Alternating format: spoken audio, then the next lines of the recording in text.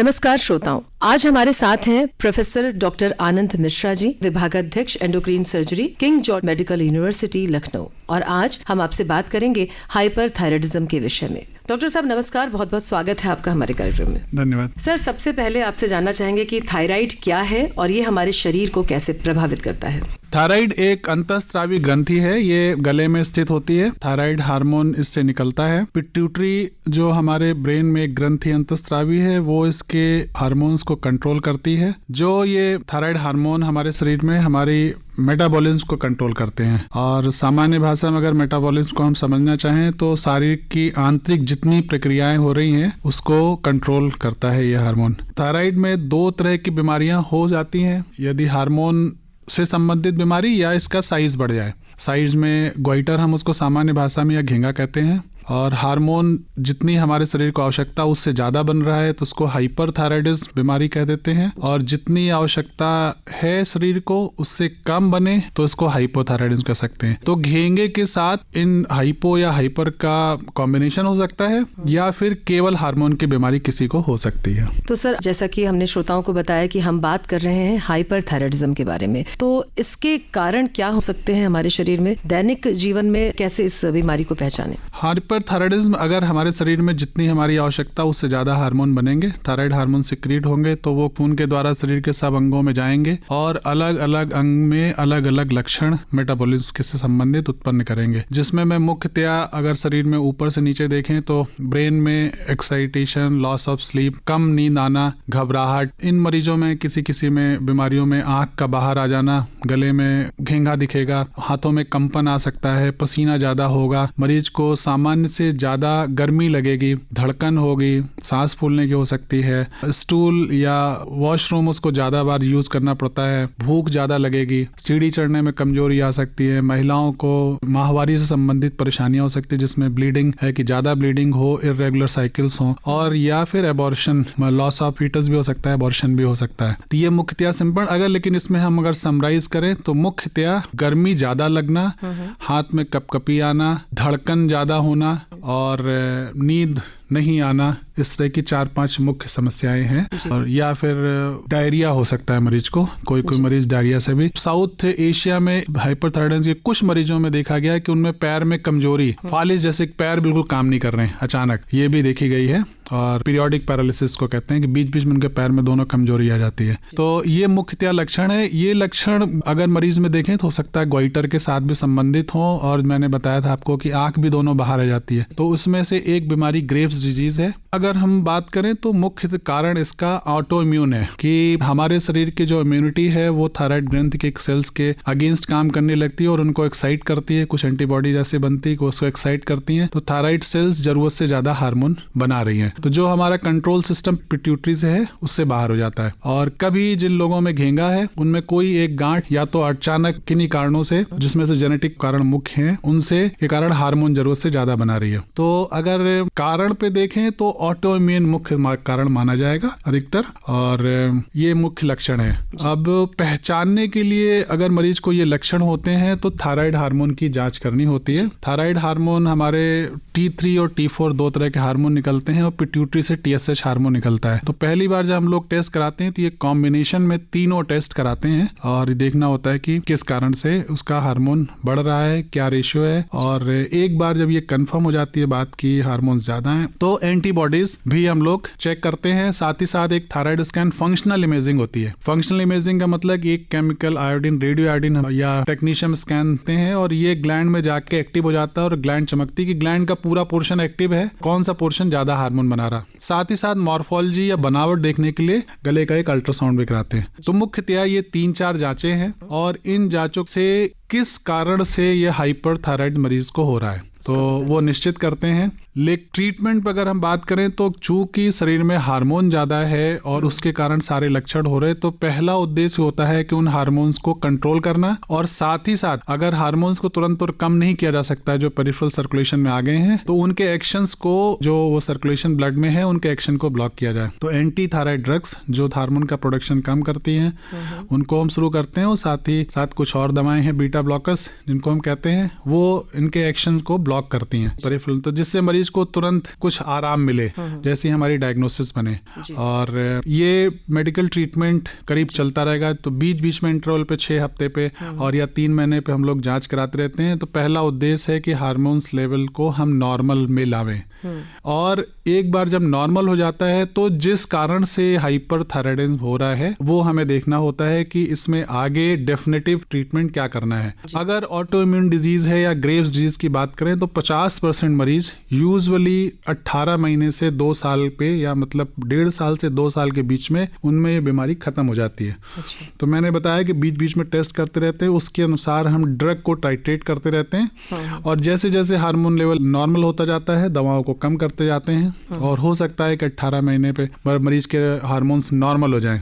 तो उन मरीज को हम फॉलोअप में रखते हैं। जो 50% मरीज ठीक नहीं हुए या जो 50% ठीक हो गए, तो इसमें से कुछ को वापस बीमारी आने का डर रहता है। तो अगर वापस बीमारी आ रही या जो 2 साल के इलाज पे ठीक नहीं हो रहे मेडिकल ट्रीटमेंट में, उनको हम लोग डेफिनेटिव ट्रीटमेंट पे ले आते हैं। और 2 तरह की डेफिनेटिव विधि, एक तो सर्जरी करने की विधि है, दूसरा रेडियो आयोडीन देते हैं, जिससे कि ये सेल्स के अंदर जाता है और रेडियो आयोडीन उन सेल्स को जला देता है, तो हार्मोन बनना बंद हो जाता है। जी सर, जानना चाहेंगे कि हाइपरथायराइडिज्म के लिए सर्जिकल उपचार में क्या फायदे हैं और जोखिम कितना है? सर्जिकल उपचार तुरंत का निदान है। जैसे पेशेंट को अगर हमें तुरंत कंट्रोल चाहिए, किसी पेशेंट को प्रेगनेंसी नहीं हो रही है या कैंसर का शक है या ग्लैंड बहुत बड़ी है जिससे कि गले में दबाव आ रहा है, या जिन मरीजों को घोंघे के साथ आंख बाहर आ रही है, उन मरीजों में सर्जरी इलाज ही प्रेफरेबल है, करना पड़ता है। और इसमें पूरी ग्लैंड निकाल देते हैं। मैंने बताया ऑटो इम्यून है, तो चूंकि कोई पोर्शन हम छोड़ेंगे तो एंटीबॉडीज बनती रहेंगी, तो पूरी ग्लैंड निकाल देना होता है। इसको हम टोटल थायरॉइडेक्टमी ऑपरेशन कहते हैं। एक्सपर्ट्स के हाथ में सेफ है, थोड़ा सा डिफिकल्ट ऑपरेशन होता है लेकिन एक्सपर्ट्स के हाथ में सेफ है। और मुख्यतया 2 कॉम्प्लिकेशन किसी भी थायराइड सर्जरी होते हैं, चाहे हाइपरथायराइडिज्म में कर रहे हैं या किसी में कर रहे हैं। एक तो आवाज जाने का रिस्क रहता है, एक्सट्रीम पे आवाज जा सकती है, और दूसरा कैल्शियम की परेशानी आ सकती है। कैल्शियम की परेशानी चूंकि पैराथायराइड ग्लैंड थायराइड के साथ ही स्थित होती है, तो अगर पैराथायराइड ग्लैंड में कोई डैमेज या इस्कीमिया हो रहा है ऑपरेशन के समय, तो इन पेशेंट्स को कैल्शियम की परेशानी आती है। कैल्शियम की परेशानी को एक सीक्वली माना जाता है। करीब मरीज को हमें 2-3 महीने तक कैल्शियम देना पड़ता है। कुछ मरीज को 1-2% ये रिस्क रहता है परमानेंट हो जाए ये बीमारी, जीवन भर कैल्शियम खाना पड़े। तो मुख्यतया ये 2 रिस्क फैक्टर्स हैं। सर, जानना चाहेंगे कि गर्भवती महिलाओं में हाइपरथायराइडिज्म का प्रबंधन कैसे किया जाता है? गर्भवती महिलाओं में चूंकि हमारा कंसर्न बच्चे से है जो पल रहा है, तो उसमें दवाओं के कॉम्प्लिकेशन नहीं जाने चाहिए, तो हम सर्जरी तो उस समय अवॉइड करते हैं। अगर सर्जरी करनी है तो 2nd ट्राइमेस्टर में या बीच के 3 महीने में सर्जरी करी जाती है। अदरवाइज मेडिकल ट्रीटमेंट ही एडवाइजेबल होता है, और उसमें भी जो नॉर्मली नियोमार्काजोल दवा यूज की जाती है, लेकिन गर्भवती महिलाओं में हम प्रोपाइल थायोरेसिल उसकी जगह यूज की जाती है।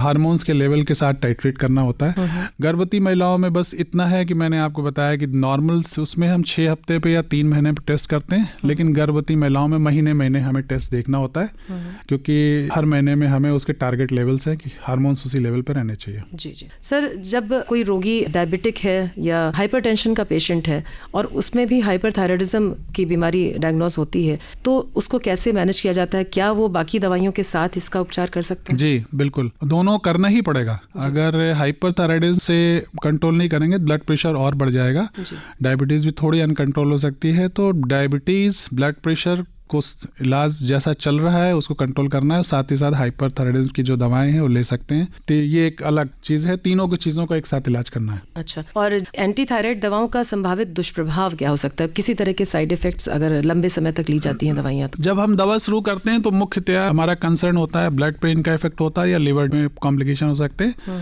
तो शुरू के समय में लिवर टेस्ट एक मॉनिटरिंग होती है और ब्लड काउंट्स कम होने का डर रहता है, तो वो प्रिकॉशन बताए जाते हैं। अदरवाइज अगर किसी को ये ड्रग सूट करती है तो फिर सेफ है। जिन मरीजों में नहीं सूट कर रही है, कंप्लायंस नहीं है या कॉम्प्लिकेशंस आ रहे हैं, तो फिर उन मरीजों में हमें शुरू में ही डेफिनेटिव थेरेपी पे जाना पड़ता है, और जो मैंने बताया कि आपको सर्जरी या फिर रेडियो आयोडीन देना पड़ता है उम्र के हिसाब से, मरीज के हिसाब से।